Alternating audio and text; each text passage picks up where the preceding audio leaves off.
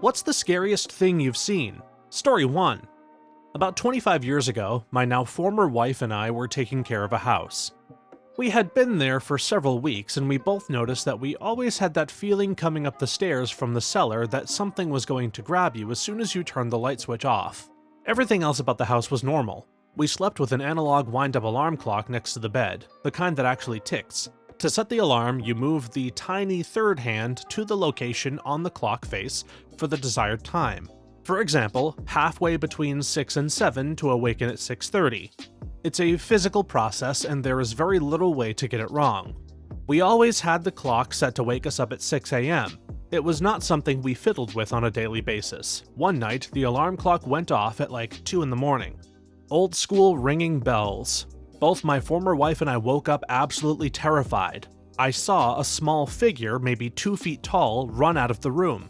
I thought I must have been crazy until my former wife screamed, "Did you just see that thing?" We both described it as some sort of small gremlin. When we looked at the alarm clock, we saw that the alarm hand had been moved from 6 a.m. to 2 a.m. That's the whole story. Scared the heck out of me. Have no explanation for it. Nothing else ever happened there, but the cellar feeling persisted. This reminded me of a weird story I was told when I was 13 by my uncle's friend Nate when we were camping. Apparently stopped at an intersection zoning out and waiting for the light. He saw a small green devil-type creature just run across the intersection and scurry into the tall grass. That was the whole story, and it was weird, but still freaked me out. The crazy part is Nate, my uncle's friend, fell off of a cliff the next day, slipping on a rope, rappelling next to a waterfall, and died about 6 hours later. I have a similar story. My college girlfriend and I were asleep in our apartment. One night I woke up to her in a blood-curdling scream. The type of scream that you only hear in Hollywood movies when a woman is being stabbed to death. I snapped awake with full adrenaline pumping to see my girlfriend sitting up in bed with what looked like an old hag standing beside her by the bed. I jumped to my feet on the bed and swung at the old hag, knocking her to the ground. I ran to turn on the lights to discover it was a stool and a black coat that was beside the bed. I sort of laughed it off my imagination and went to bed, not saying anything about seeing a hag. Now to the spooky part. The next morning we brought that up and I asked her why she brought the stool into the bedroom. She said that she didn't, and assumed that I had. Both of us were puzzled. I then asked her why she had her black jacket out since it was summer. She said she hadn't got it out. We lived alone. She then tells me that she woke up because she felt something breathing on her face and woke up to an old hag leaning over her.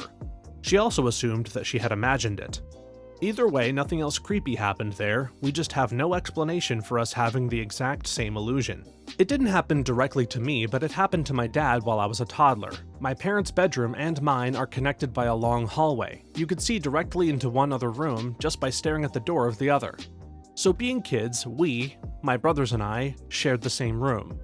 Our parents arranged their bed so they could lay in their bed and easily look across the hallway into our room.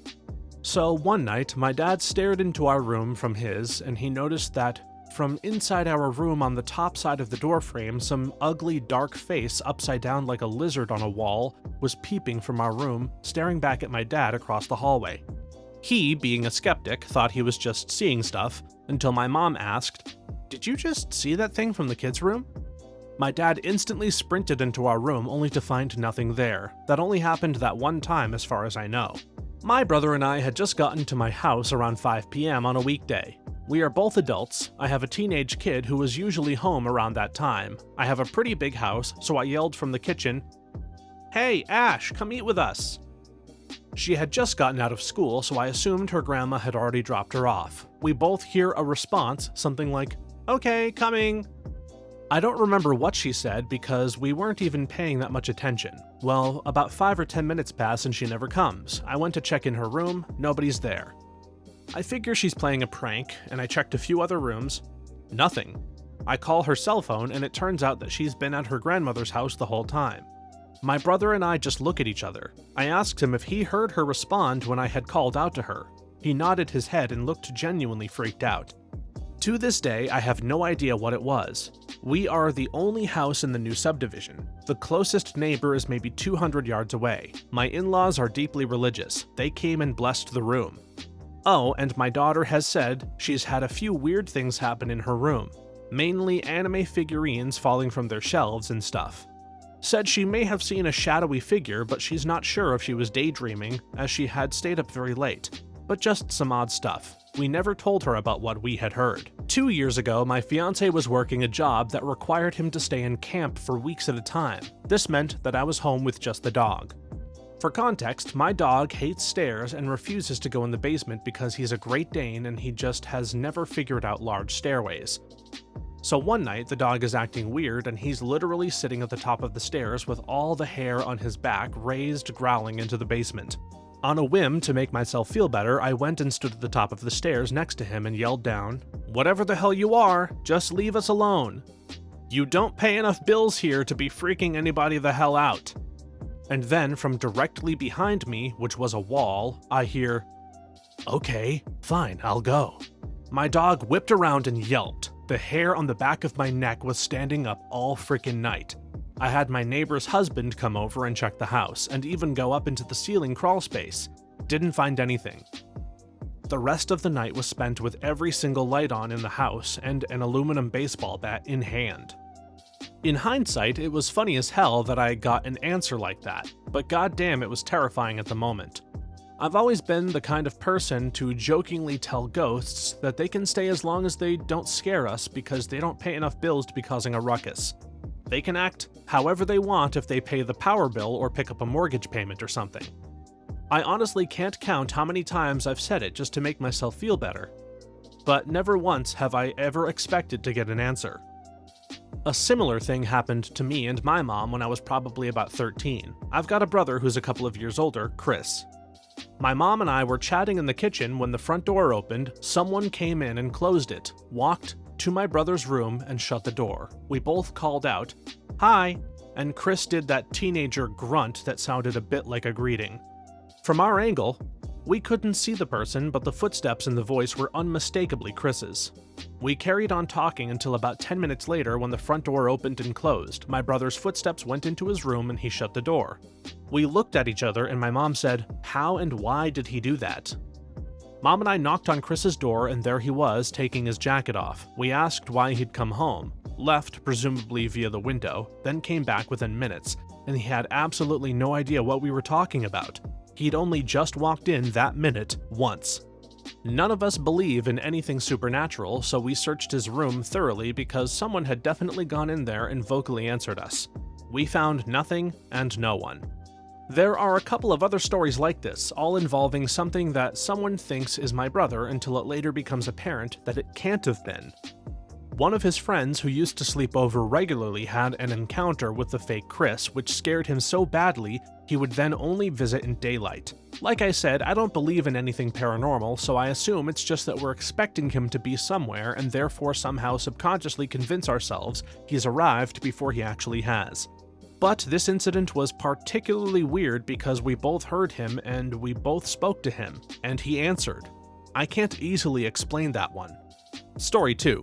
Once I woke up in the middle of the night to the sound of my bedroom door creaking open. I could see the outline of someone standing there, but when I turned on the light, there was no one there. The door was still slowly closing as if whoever or whatever had been there was leaving. Even creepier, my Nest fire alarm had illuminated the corridor, sensing movement. But there was nobody there. Still gives me chills thinking about it. Nest fire alarms are creepy. I got an alert in the early morning hours of cigarette smoke in my room. No one in my home smokes and there wasn't an open window. It was my papa's birthday though, and he was a smoker until the day he died of cancer.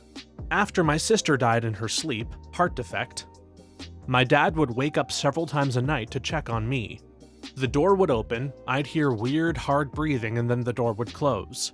Poor guy was trying to breathe through panic attacks to confirm I was okay, and then sneaking away believing that as long as he didn't say anything, he wouldn't wake me up. This scared the crap out of me. Dumb kid, I didn't figure out it was him until his nightmares got so bad he couldn't tell if I was breathing and tried to take my pulse. He was shaking so hard that he jammed his finger into my ear and eye before I woke up enough to yell. After that, I'd hear the door open and just call out, "I'm okay, love you."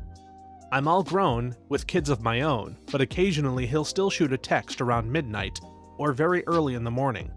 just checking to make sure that I'm still alright.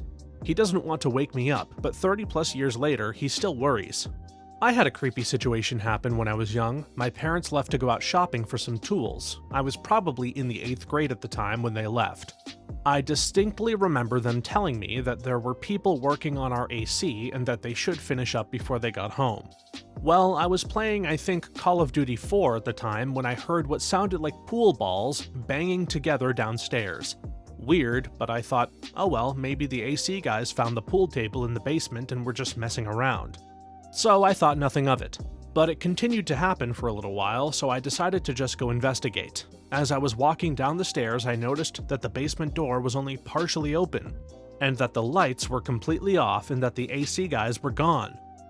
My heart completely sank when I opened the basement door a little further. I don't know how to explain it, but it genuinely felt like I was staring down into that dark basement and that something or someone was looking back at me.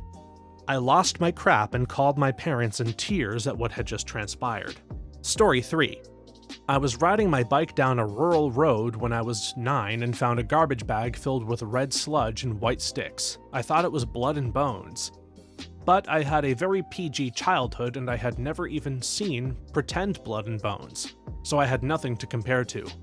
I told myself it wasn't what I thought it was. After all, why would there be a ripped open garbage bag filled with blood and bones?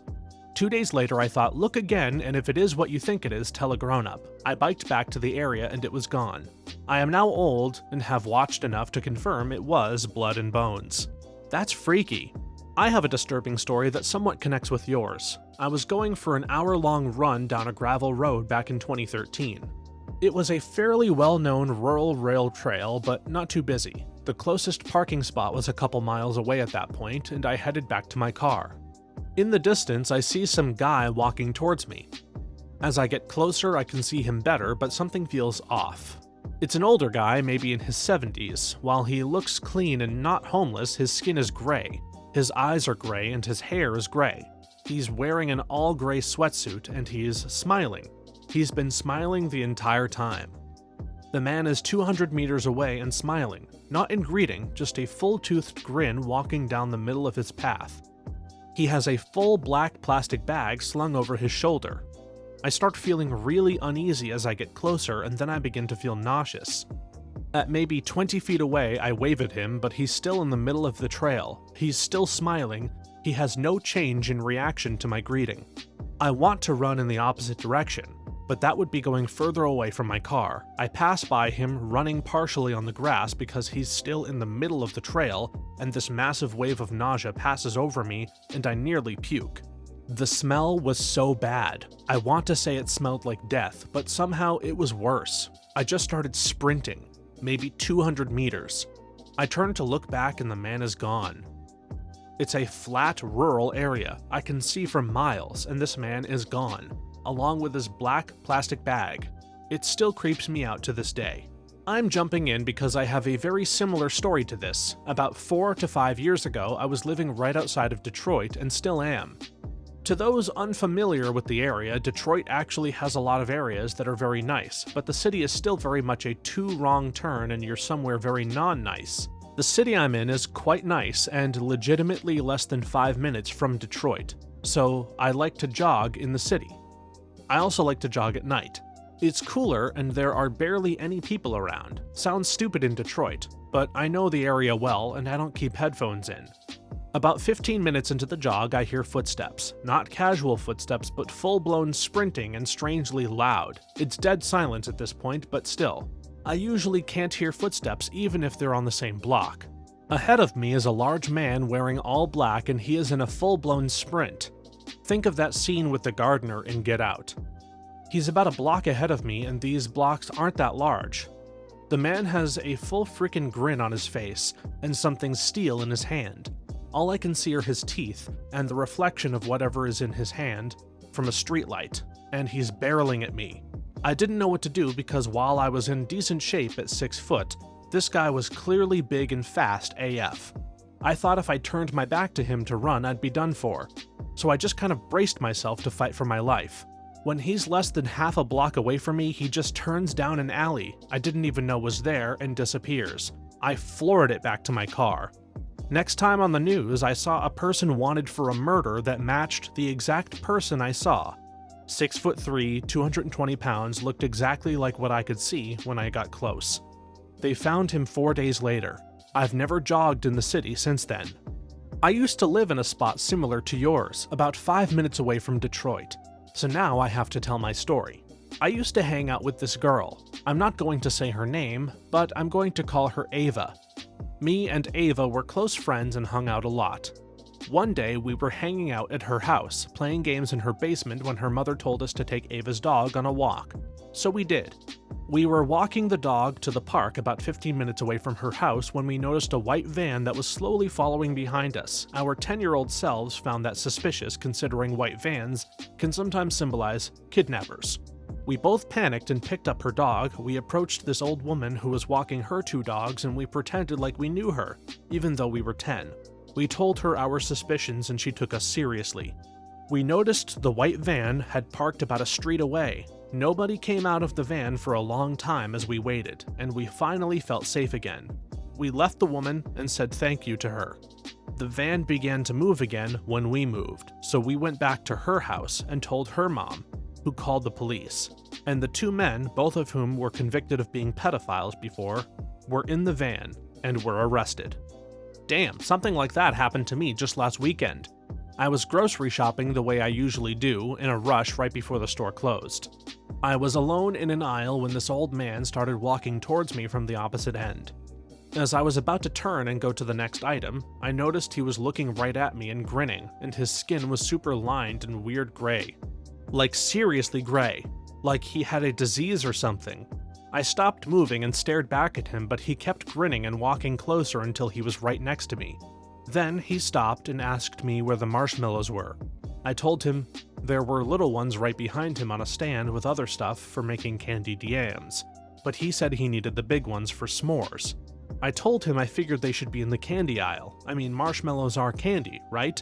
But maybe if they got the little ones next to the yams, they'd have the big ones by the Teddy Graham crackers. So then the old guy left in the direction of the candy aisle, and I finished up and ran to the self-checkout. That guy's skin was really weird. This isn't a joke post. I actually helped a gray dude brainstorm marshmallow locations last Saturday night. Maybe he was your ghost on a good day. Story 4.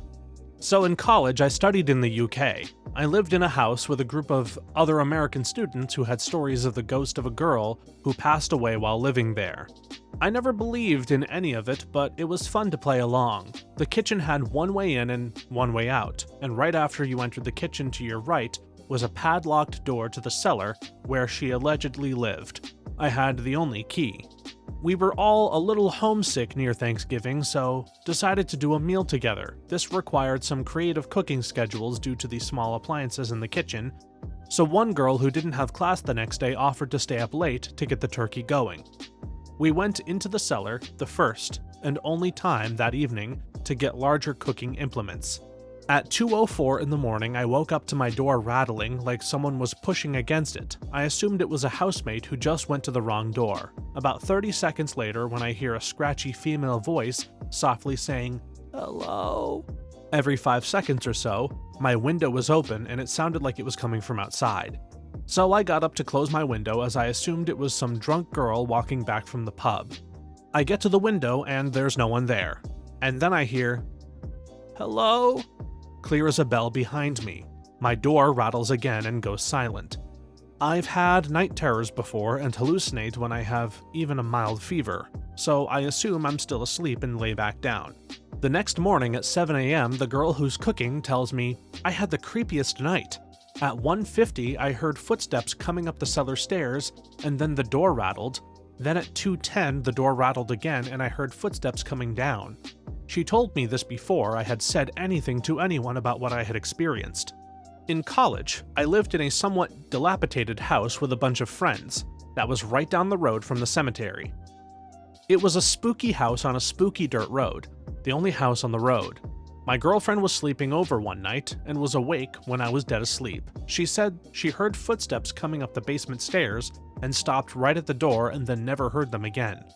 We once were in the living room when we heard the front door fly open. I went into the front room to check it out and it was bolted shut.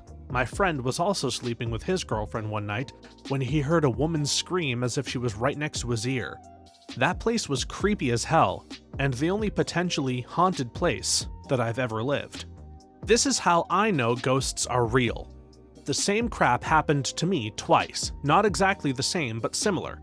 One, my mom and I moved into a house where an old woman whose husband had died the year before had gotten to the point of needing to move into a home.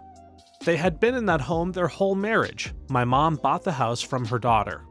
I didn't think anything of it. The decor was obviously very dated. It was a time warp inside. A pool room with a bar and fireplace, wood paneling, and a dartboard. Really cool. It was in the basement next to my room, which had been a workshop of the husband's. Part of the workshop was still intact outside of my bedroom door.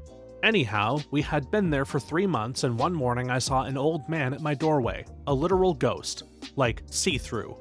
I was half awake. He walked into my room and looked at me. I felt a feeling of non-threateningness, and he left. I went back to sleep. I wake up at my alarm and my door is open. My door is never open when I sleep. My mom never came downstairs or opened my door. We didn't get along and she ignored me mostly. That morning, I walked upstairs and my mom said, "The old guy in the basement left last night." What the fuck? I stopped short and asked her, "What the fuck, did you see him too?" She said, "Yeah." He took his hat and jacket and came into her room and then left. She is spiritual, so she was totally nonchalant, but I was freaked the heck out since I was an atheist. Anyhow, the details of his looks, actions, and vibe were all the same. Story 2. I lived in a house with a girl in the room next to mine. The roommates weren't close at all and had weird schedules, so on the weekends I was usually alone except for random occasions when the girl would be home from her bus. I used to live in my car and had many very dangerous living situations, flop houses with criminals, drug dealers, and unfortunately even a murderer. Didn't know that until after he was arrested, so this place felt like a warm, safe place to be, to get my life together and finish my degree while I work. Been there 2 years at this point. One Saturday night, home alone like usual, about 9:30 p.m. as I'm sitting watching TV, I get this feeling like I'm being watched. Only been home for an hour, maybe 2 at this point. I try to ignore it, but I can't. I am not easily scared. I cannot ignore it. I can't explain it. I got up, checked all the doors, and closed the blinds. Sit back down and try to watch The Daily Show and Colbert, but I cannot get the itch of fear out of me. Eventually, I start not being able to ignore it. It's taking over my body. I can't breathe right, but I kid you not, my inner monologue was worried I'd get stabbed, specifically. I kept the lights on and went upstairs. It's behind 2 doors that have been locked since I was in the attic. My door locks, and the door to the stairs to the attic lock. I never closed it, but I closed and locked it.